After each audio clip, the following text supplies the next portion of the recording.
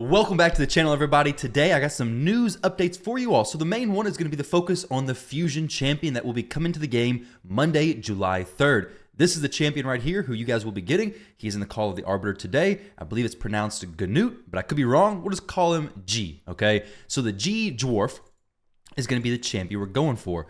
But besides this breakdown, which is going to be the main focus of today's video, I also want to mention the Forge Pass has just gone live in the game. This Forge Pass, Season 10, is going to be, once again, the Righteous set. Honestly, I think the Forge Pass is one of the best purchases you can make if you are a spender. To be honest, I mean, this gear is going to do great for you if you're early game. It's going to be amazing, especially if you're able to complete all this stuff. It's going to be tremendous, okay? But if you're mid game, it's great. Even if you're end game, it's still going to work great. I buy the Forge Passes. It's one of the most consistent purchases that I make. For the price, I'd say it's one of the best purchases anybody could make. Okay, 20 bucks, but it's completely up to you if you like making purchases inside the game. Either way, today we're going to be talking about this dwarf right here. Now let me move myself over here to the other side of the screen so you guys can see the text a little bit better. Move myself right about to his crotch level apparently, but either way, all right, Gnut, maybe that's how you say it. Here we go. Let's see his actual spelling of his name. There we go, Gnut. Gnut right here. Well, we'll just call him Gnut until the Call of the Arbiter says differently, because I'm not going to lie, I've been a little bit behind on the Call of the Arbiter videos. I watched the, I'll show you guys which one I've watched, okay? Don't make fun of me now.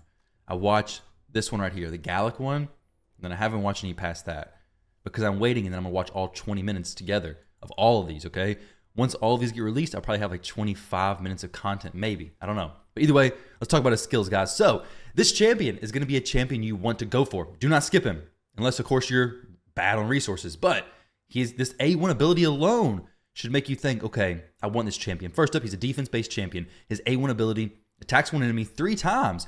Each hit has an 80% chance of decreasing the target's turn meter by 15%. First look, this seems pointless until you read the next part. Well, pointless for the area I'm going to talk about. The second part, if the target's turn meter is not decreased, each hit has an 80% chance of placing a freeze debuff on the target for 1 turn instead.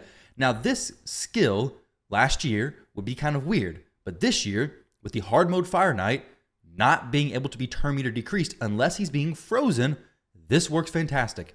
And a freeze is 15% turn meter decrease anyways, and you're going to be placing it 3 times. So this guy is going to be a fantastic option when it comes to actually being used in the Fireknight. I mean, he also places a counterattack on himself on his A2 ability, so he's going to be getting that triple hit to help break the Fireknight shield, placing that turn meter decrease. Overall, Fireknight Hard is a very difficult dungeon, okay?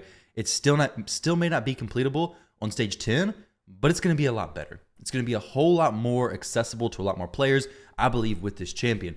The 3 times attack on the A1 ability is fantastic for any counterattack teams, any ally attack teams, really anything in general. A 3 times hitter on the A1, fantastic, especially since it books up to a 100% chance to either decrease that turn meter or place that freeze. Excellent. So his A2 ability is an AoE attack, maybe great multipliers. We don't know that just yet, but a 75% chance books up to, looks like a 100% chance of placing a decreased attack debuff and a 25% weaken debuff on all enemies for 2 turns. This is fantastic as well. It's going to help you survive getting through the waves.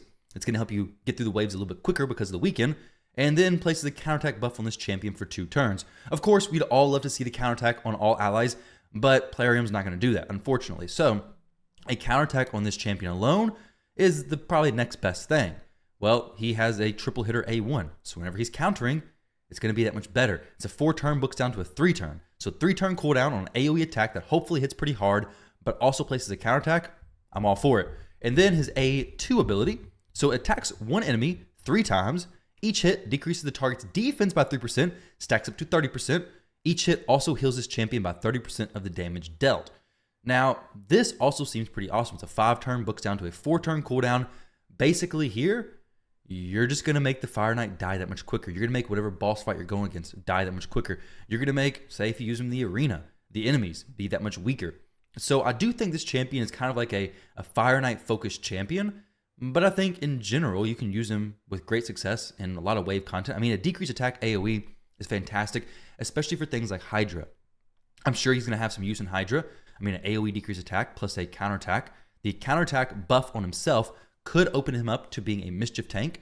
So there's some possibilities as far as mischief tanking. He's going to have a 2-turn buff on a 3-turn cooldown. So really, he could be a legit mischief tank.